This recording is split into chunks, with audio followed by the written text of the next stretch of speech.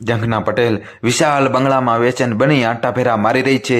50ની ઉંમરે એના ચહેરા પર વાર્ધક્યની લકીરો ખેંચાઈ ગઈ છે। ક્યાં નિસ્તેજ જંખના અને ક્યાં લાલ મહેંદીની ચળકતી જાયવા વાળી એની રેશમી વાળ, નીલા આસમાન જેવી આંખો, અણીદાર નાક, ગુલાબની પાંદડી જેવા હોઠ, ધવલ દંત પંક્તિ અભિનેત્રી માધુરીની યાદ અપાવે। સપ્રમાણ ઊંચાઈ, આધુનિક પહેરવેશ સાથે ગુમતી જંખના મેરિલિન મનરોની જાણે ઇન્ડિયન આવૃત્તિ આ ઉપર જણાવી એની જવાનીની તસવીર છાનબીન। કોલેજના એ વર્ષો હતા, આરામથી જે ચંચળ પ્રકૃતિની હતી, એનો તૂડ મિજાજી સ્વભાવ એની ઓળખનો પર્યાય હતો। એ જમાનામાં એની આધુનિક જીવનશૈલીએ ભ્રમર વૃત્તિના યુવકોને આકર્ષ્યા હતા। વર્ણાગ્યા યુવકોથી ઘેરાયેલી રહેવાનો એને જાણે નશો થઈ ગયો હતો। જીગર પટેલ એનો ક્લાસમેટ હતો, ભણવામાં એ અવ્વલ રહેતો, જંખનાનો સહેવાસે જંખતો પણ એનો પનો ટૂંકો પડતો। એ સારો ચિત્રકાર પણ હતો। દોસ્તો જલ્દીથી વિડીયો લાઈક કરી ચેનલ સબસ્ક્રાઈબ કરી દો। કોલેજની ટેલેન્ટ ઇવનિંગ કે ત્રિઅંકી નાટકમાં પણ બેસ્ટ પરફોર્મર તરીકે આગળ જ રહેતો। ત્રિઅંકી નાટકમાં જંખના મુખ્ય અભિનેત્રી તરીકે જ ભાગ લેતી। જીગર અભિનેતા કે વિલનનું પાત્ર ભજવતો હોય તો પણ એનો અભિનય લાજવાબ રહેતો। ભાવુકતા મધ્ય સંવાદો એના મુખ્યથી સ્ફૂટતા હોય ત્યારે ટાઉન હોલમાં સ્વયંભૂ ખામોશી છવાઈ જાય ને પ્રોફેસરથી લઈ પટાવાળાની આંખોમાં વિનાશ નાટકમાં પાત્ર ભજવતા એ ખોવાઈ જતો ત્યારે જંખના એને મંત્રમુગ્ધ બની જોઈ રહેતી। જંખનાની આંખોની મુક્તતા નવરાશની પળોમાં એ કેનવાસ પર ઉતર્યા કરતો। કોલેજના ત્રીજા વર્ષના અંતિમ મહિનાઓ ધસમસતા પસાર થઈ રહ્યા હતા। જંખના એના બંગલે એના જન્મદિવસની ભવ્ય પાર્ટીનું આયોજન કર્યું હતું। અનેક આમંત્રિતોમાં જીગરને પણ નિમંત્રણ આપવામાં આવેલું।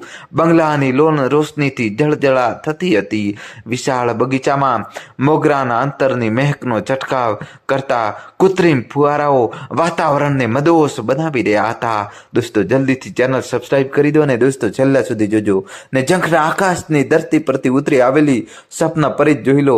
જીગર ધન્ય બની ગયો। કોલેજની બહાર જંખના સાથે ધીંગા મસ્તી કરતા વર્ણાગ્યાઓ ઉપસ્થિતમાં વટ પાડવાનો પ્રયાસ કરી રહ્યા હતા। કેક કાપવાની સેરેમની પૂરી થતા તાળીઓના ગડગડાટથી એ સાંજ બની ગઈ હતી। એમના હાથોમાં રહેલા મોંઘાદાટ ગિફ્ટ પેકેટો આપીને જંખનાની નજરમાં વસી જવાની જાણે હરીફાઈ થઈ રહી હતી।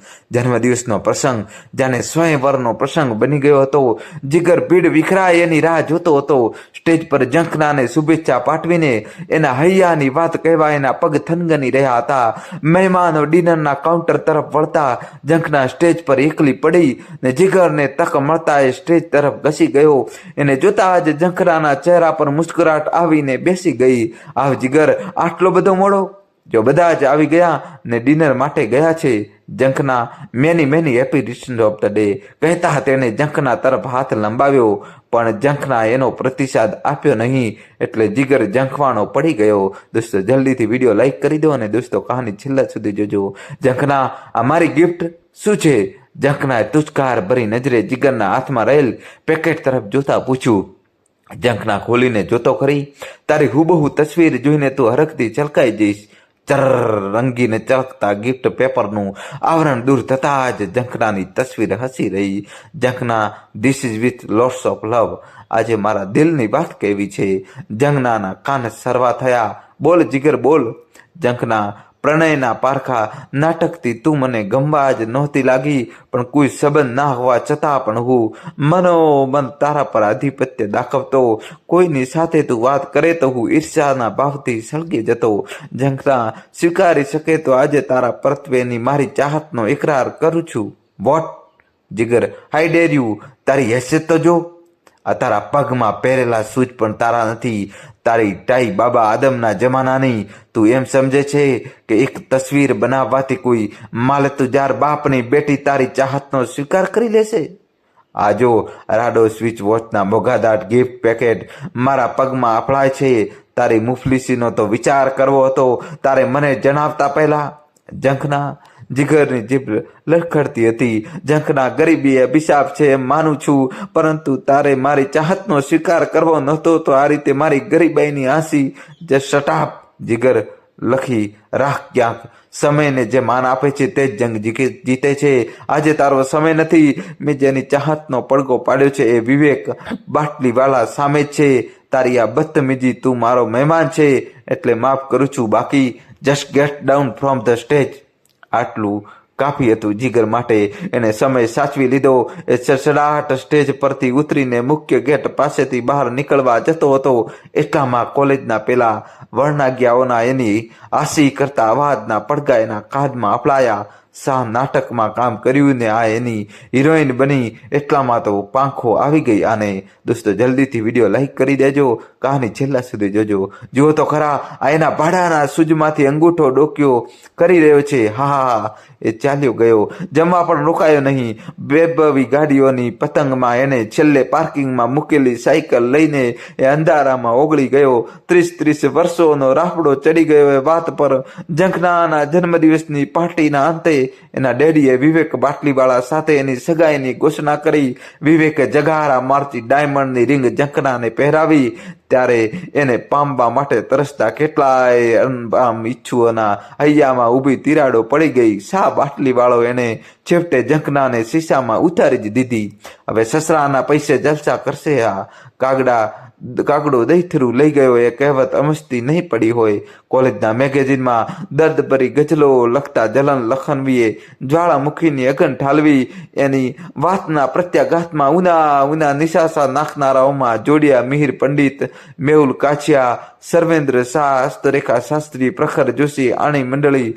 બાટલીવાળાના ચહેરા પર પ્લાસીનું યુદ્ધ જીત્યાનો રોમાંચ હતો. તો એકવાર કેન્ટીનમાં ઝંખનાને એના કરેલા અપમાનનો બદલો લેવાની હૈયામાં સળવરી રહેલી તીવ્ર ઝંખના પણ ખરી. બાટલીવાળા, આ વળી કેવી ભંગાર સરનેમ. કેન્ટીનમાં ઉપસ્થિત સૌએ હુરિયો બોલાવતા ઝંખનાના મિત્ર વર્તુળમાં જોડાઈ જવા થનગનતા બાટલીવાળાના ચહેરા પર ત્યારે કોઈએ બાટલીના કાચ ફોડ્યા હોય તેવી વેદનાના ટસિયા ફૂટ્યા હતા. દોસ્તો જલ્દીથી વિડીયો લાઈક કરી ચેનલ સબસ્ક્રાઇબ કરી દો અને છેલ્લા સુધી જોજો. 2 મહિના પછી એનો લગ્ન વિધિ સંપન્ન થયો ત્યારે પેલી તોફાની ટોળકીના ચહેરા પર ગાડી ચૂકી ગયાનો અફસોસ પરપરતો હતો. વિવેક, આપણે હનીમૂન માટે ગોવા કે માથેરાના જઈશું. બસ તારી વૈચારિક દરિદ્રતા પર મને હસવું આવે છે. ગોવા માથેરાન તો ગરીબ લોકો જાય, તને તો હું સ્વીડન કે જર્મની લઈ જવા માંગુ છું. વિવેકના વાકબાણે એને હચમચાવી દીધી. જાણે એના અહંકારના ટુકડા થઈ ગયા. લગ્નની પ્રથમ જ રંગીન રાત્રિએ એનો મૂડ બગડી ગયો. બીજી રાત્રિ વરવું સ્વરૂપ ધારણ કરીને આવી. લથડિયા ખાતો વિવેક બેડરૂમમાં પ્રવેશતા જ લથડી પડ્યો. ઝંખના ઝંખવાણી પડી ગઈ. વિવેક, તું શરાબ પણ? ચોપ, એરિસ્ટોક્રેટ વર્ગમાં આવું બધું જ ચાલે. શરાબ, સવાબ, કબાબ. તારો બાપ પણ બાકાત નહીં હોય, સમજી? વિવેક, જસ્ટ શટ અપ. તારી હેસિયત શું છે? બકવાસ બંધ કર હરામી. આઈ એમ યોર હસબન્ડ નાઉ. તારા બાપને પૂછી આવજે મારી હેસિયત શું છે. વાત વણસી ગઈ. બીજે દિવસે ઝંખના ઉચાળા ભરી ડેડીના બંગલે ચાલી આવી. દોસ્તો જલ્દીથી વિડીયો લાઈક કરી ચેનલ સબસ્ક્રાઇબ કરી દો. બાટલીવાળો પણ ગાંજો જાય તેવો નહોતો. એને ડિવોર્સની નોટિસ મોકલાવી દીધી. બધાએ સમજાવી પણ ઝંખના પરત જવા તૈયાર જ ના થઈ ને એના ડિવોર્સ થઈને જ રહ્યા. ઝંખનાના ડેડી આઘાતના માર્યા વલવલી ઉઠ્યા. બીજો માસિવ હાર્ટ એટેકને એ દિવાલ ખંડની દિવાલ પરની શોભા બની ગયા. 2 વર્ષ વીતી ગયા. વાતને હજુ એનો શ્રીમંતાઈનો નશો અને રૂપનો મદ ઓસર્યો નહોતો. પ્રખર જોશીને ખબર પડતા જ દોડી આવ્યો. જોશ જોવાના એના બાપિકા ધંધામાં ખાસું કમાયો હતો. શહેરમાં એનું નામ હતું. ઝંખના, એના સ્વરમાં કરુણા ભળી. બનાવટ કરવામાં તો એની ઉસ્તાદી આજે અકબર હતી. I feel sorry. તારા ડિવોર્સની વાત સરલી ઈમાનદાર દ્વારા જાણી. તારી સગાઈની જાહેરાત ટાણે જ મેં ગ્રહોનો વર્તાવો જોયો હતો. તારા નસીબમાં લગ્ન ભંગ હતું. પણ યુસી, મારી મૂંઝવણ સદૈવ જેવી હતી.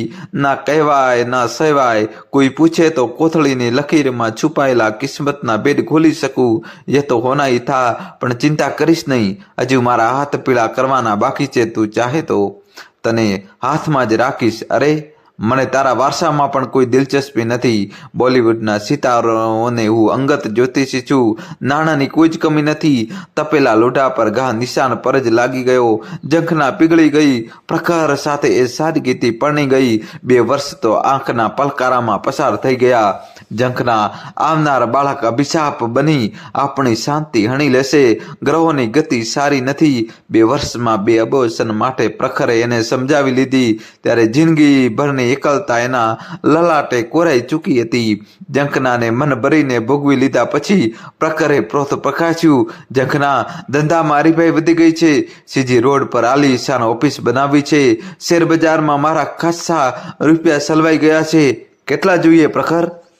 વધારે નહીં, 35 લાખમાં થઈ જશે. ઝંખનાએ મમ્મીને સમજાવી. દીકરીના સુખ ખાતર મમ્મીએ ખચકાટ વગર પ્રખરને જોઈતી રકમ પહોંચતી કરી. થોડા દિવસમાં પ્રખરે ફરીવાર ઝંખના વાત છેડી. ઝંખના, 35 લાખ દુકાનમાં વપરાઈ ગયા. એની સજાવટમાં બીજા 15 લાખ. વોટ? આટલી બધી રકમ? મારી નાની બહેનને પણ હજુ પરણાવવાની છે. હવે મમ્મી એકલી જ છે, શક્ય નથી. તો મારે પણ તારી જરૂર નથી. ઝંખના, પ્રખરે ત્રાડ નાખી. પ્રખર, તું આ શું કહે છે? તું તો મને હાથમાં જ. તારે નાણાંની ક્યાં કમી છે? ના. પ્રતિ પ્રશ્નમાં પ્રખરે ઝંખનાને સણસણતો તમાચો છોડી દીધો. Just get out. એ નીકળી ગઈ. બેગમાં કપડાં ભરીને પ્રખર એના નાના ચાહુ કરીને વિદેશ ભેગો થઈ ગયો. દોસ્તો, વિડીયો લાઈક કરી ચેનલ સબસ્ક્રાઈબ કરી દો. 6 મહિનામાં તો એની સગી બહેન પણ એની હાજરીથી કંટાળી ગઈ. દીદી, ખામી તમારા સ્વભાવમાં જ છે.